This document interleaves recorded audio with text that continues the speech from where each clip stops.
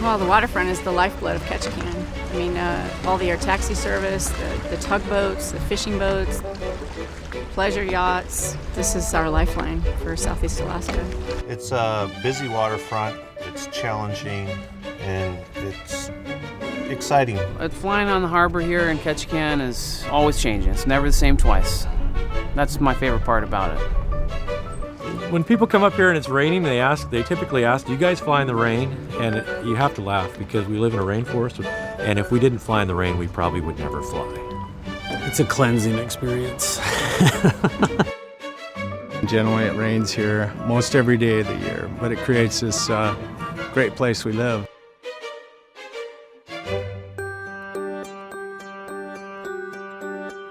My favorite plane to fly is the de Havilland Beaver. I've probably got more time in one of those than I do in a car. It's an amazing airplane. You can get a big load in and out of a small space, and they're easy to fly. It's a very pilot-friendly airplane, and they're very reliable, and they're fun to fly.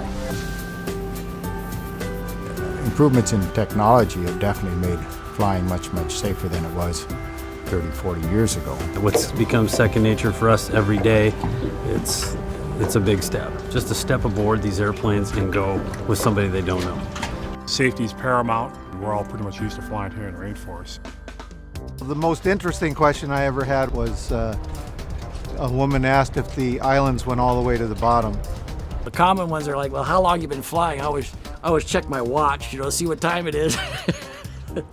There's things that aren't said. Like folks will ask you how high you're flying. If you interpret that in actuality, they're saying, you better climb up. It looks like we're gonna hit the ground. Or they'll say, how long you been doing this? It means I'm terrified, you look too young to fly. Things like that, you just, once you get that down, then you can make them feel comfortable a lot quicker.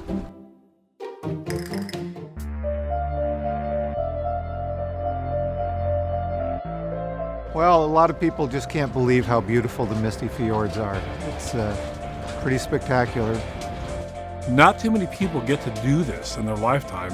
Maybe even transformational for some people.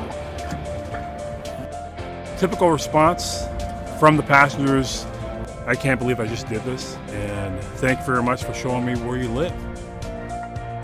They haven't seen anything like this, and most of the times they're just really happy and real excited and say it's the highlight of their trip.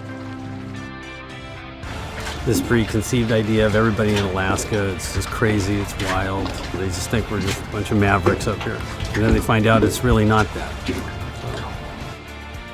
But at the end of the day, it's the high quality people that we have working here that got a lot of experience. A lot of us have been doing it for a long time, and it's one of the biggest float plane hubs in the world. We're working hard and a lot of good guys to fly with.